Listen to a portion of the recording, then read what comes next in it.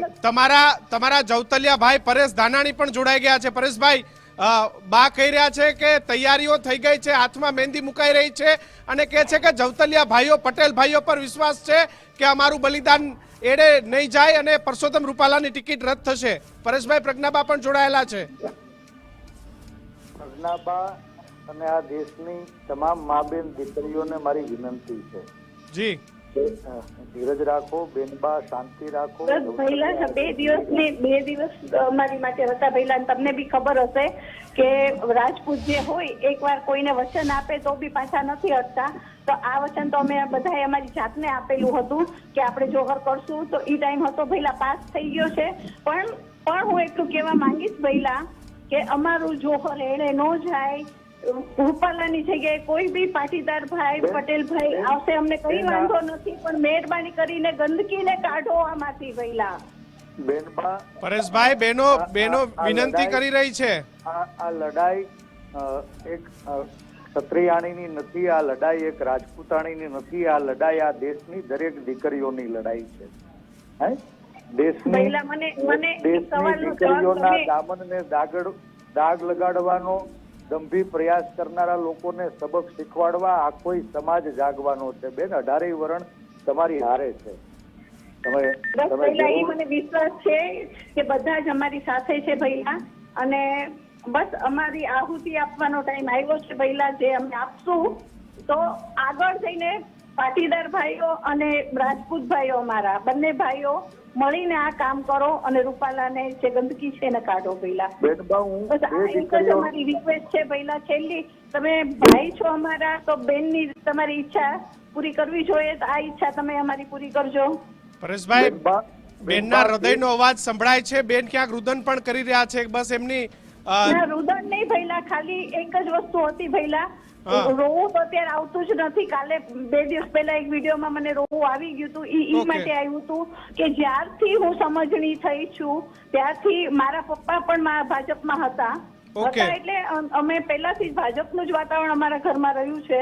મારા પપ્પા પણ આ જ વસ્તુ કહેતા કે ઇન્દિરાને કાઢો, ગરીબી હટાવો, એવા નારા અમને રમતમાં કેળવડાવતા કે ચૂપ કાઢી કર બેટા, આખા ગામમાં ફર અને એમ જ બોલ કે ઇન્દિરાને કાઢો, ગરીબી હટાવો. તો ઈ વાતાવરણ અમારા ઘરમાં પહેલાથી ભાજપનું હતું. તો ક્યાંક ને ક્યાંક ઈ મને મન દુભાયું છે મારું કે આજે ખાલી અમે આટલા રજવાડા સોંપી દીધા તો બી અમે હસ્તે મોઢે કે એક વાર કીધું છે સોંપી દીધા છે. તો અમે એક રૂપાલાને કાઢવાની માંગ કરી છે, તો ઈ મોદીજીને કેમ નથી સમજતા? પરેશભાઈ, તમારો સપોર્ટ કેવો રહેશે? પરેશભાઈ, બેનો જવતલિયા ભાઈ પાસે માંગ કરી રહી છે કે જવતલિયા ભાઈઓ અમને અમારી જે બલિદાન છે, જે અમારી વાત છે એને સમર્થન આપશે. વિશ્વાસ છે ભઈલા, જવતલિયા ભાઈ અમારી પડખે હશે. બેનબા, આપ શક્તિનું સ્વરૂપ છો અને હે શક્તિ, તમને શાંત રહેવાની વિનંતી કરું છું. આ દેશનો ઇતિહાસ સાક્ષી છે કે જ્યારે રાજના દરબારમાં એ દેવી દ્રૌપદીના દામન ડૂબાયા ત્યારે હંમેશા મહાભારતના યુદ્ધ થયા છે અને હવે આ દેશને મહાભારત પોસાય એમ નથી. મેં વિનંતી કરી છે, મને વિશ્વાસ છે કે ગુજરાતમાં જનનો આત્મા જાગશે. 18 વરણ હવે એક થશે. બેન દીકરીઓની લાજ બચાવવા, નવા મહાભારત ઉપર રોક લગાવવા, આપણા ભારતને મહાન બનાવવા માટે આ આંદોલન બેન તમારું નથી. આ દેશમાં જેની ઘરે દીકરીઓએ જન્મ લીધો છે એવી બધી દીકરીના બાપની આ ફરજ બનવાની છે કે આ તમારા સ્વાભિમાનની લડાઈને આગળ ધપાવે. અને મારી 2 હાથ જોડીને વિનંતી છે કે બેનબા, આપ શક્તિનું સ્વરૂપ છો, શાંતિ રાખજો. માં ભવાની, માં આશાપુરા સૌ સારાવાના કરશે એટલો વિશ્વાસ રાખજો.